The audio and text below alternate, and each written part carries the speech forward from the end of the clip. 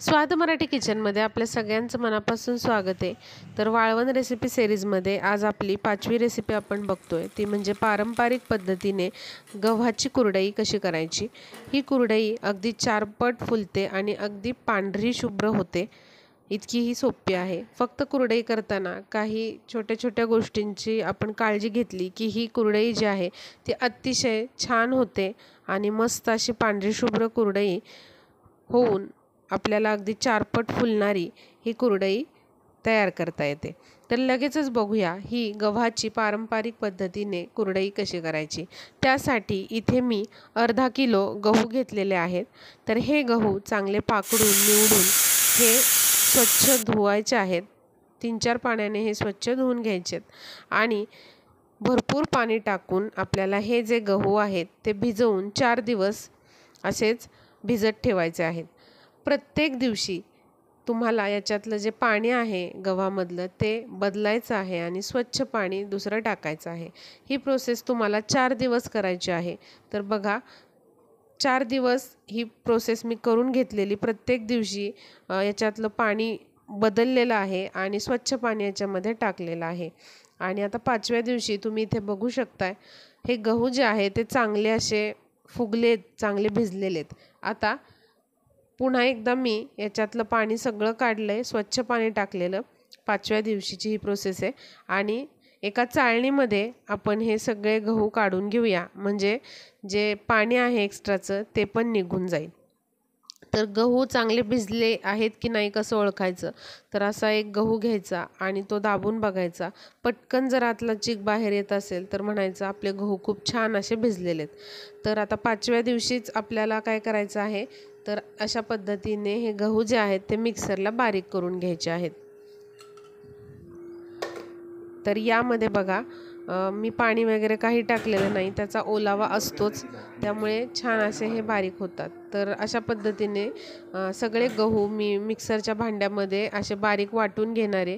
तर इथे बघू शकताय सगळे गहू मी मिक्सरच्या भांड्यामधनं चांगले वाटून घेतलेले आहेत।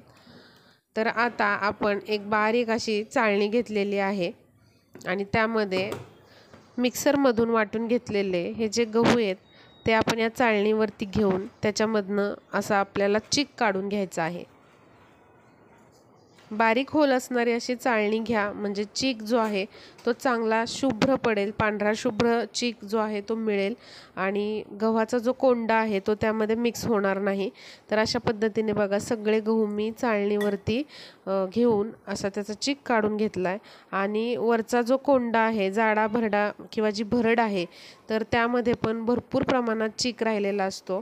तर नंतर काय करायचं आहे, जसं जसं तुम्ही चाळणीवरती त्याचा चीक काढाल तसं तसं वरचा जो कोंडा किंवा भरड आहे ती दुसऱ्या भांड्यामध्ये घ्यायची आहे आणि सगळी भरड जेव्हा तुम्ही घ्याल त्यानंतर तुम्हाला त्यामध्ये पाणी टाकायचं आहे आणि अशा पद्धतीने पिळून पिळून त्याच्यामधला चीक जो आहे तो सगळा काढून घ्यायचा आहे। तर मी साधारणपणे 2 वेळा ही प्रोसेस केली आणि पुन्हा एकदा चाळणीवर आपल्याला हा जो आलेला पांढरा चीक आहे तो पुन्हा चांगला व्यवस्थित गाळून घ्यायचा आहे, म्हणजे काही जे छोटेसे कण असतात गव्हाचे किंवा जो कोंडा असतो वर राहिलेला थोडासा, तर तो देखील अगदी पूर्णपणे निघून जातो आणि अगदी पांढरा शुभ्र चीक आपल्याला मिळतो आणि कुरडई आपली छान पांढरी होते। तर ही प्रोसेस मी 2 वेळा केली। सगळा चीक पुन्हा मी 1-2 वेळा हा पुन्हा चाळणीमधून चांगला गाळून घेतलेला, म्हणजे बघा अशा वरती जे कोंडा राहिलेला आहे तर तो कोंडा जो आहे तो राहत नाही चिकामध्ये आणि चीक पांढरा शुभ्र निघतो। तर अशा पद्धतीने 2 वेळा मी या गाळणीमधून हा चीक असा गाळून घेतल्यानंतर पांढरा शुभ्र चीक असा मिळालेला आहे आणि आता आपण हा जो चीक आहे तो झाकून ठेवणार आहोत। पूर्ण रात्रभर आपल्याला हा चीक झाकून ठेवायचा आहे।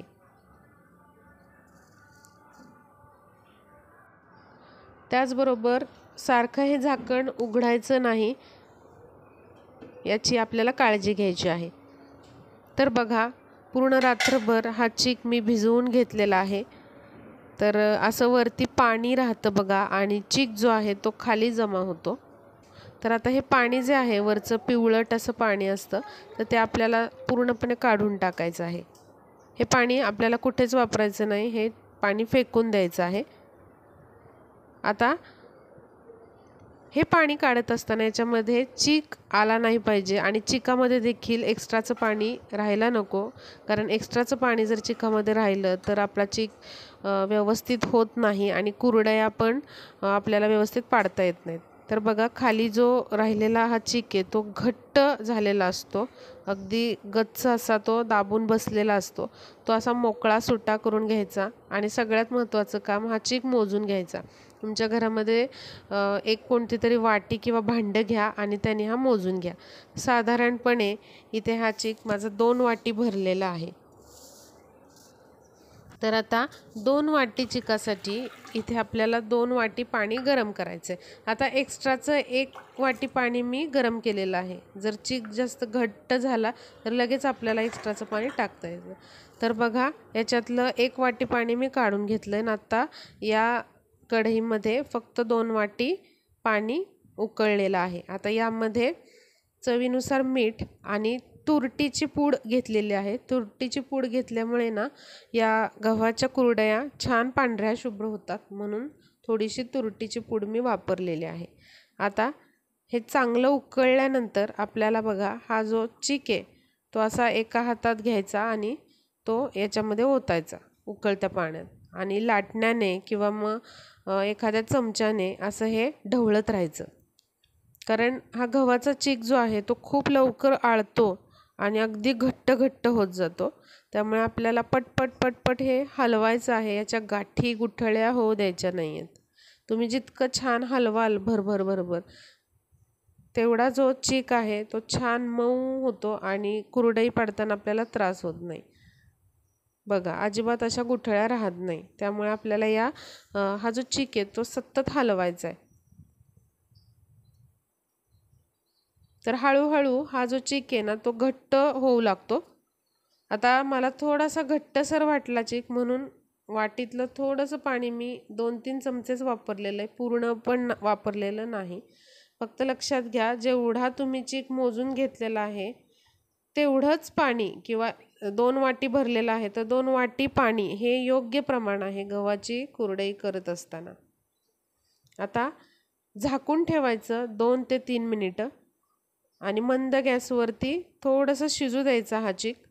पुन्हा झाकण काढायचं, चीक हलवायचा, पुन्हा वर खाली करायचा असा, म्हणजे तो बुडाला चिकटत नाही। झाकण काढल्यानंतर आता चीक शिजला आहे की नाही कसं ओळखायचं, तर असं एखाद्या चमच्यावरती घ्यायचा चीक आणि चमचा झटकायचा। जर पटकन चीक पडत नसेल तर म्हणायचा हा शिजलेला आहे चीक आपला, आणि अगदी पटकन पडतोय तुमचा चीक तर थोडासा शिजवण्याची गरज आहे। आणि दुसरी पद्धत म्हणजे असा जो चीक आहे शिजलेला तो हातात घेऊन बघायचा, हाताला जर असं गार पाणी लावायचं आणि त्याची गोळी होत असेल आणि हाताला पटकन तो चिकटत नसेल, अगदी सुट्टा सुट्टा असा होत असेल तर म्हणायचं हा चीक अगदी परफेक्ट शिजलेला आहे।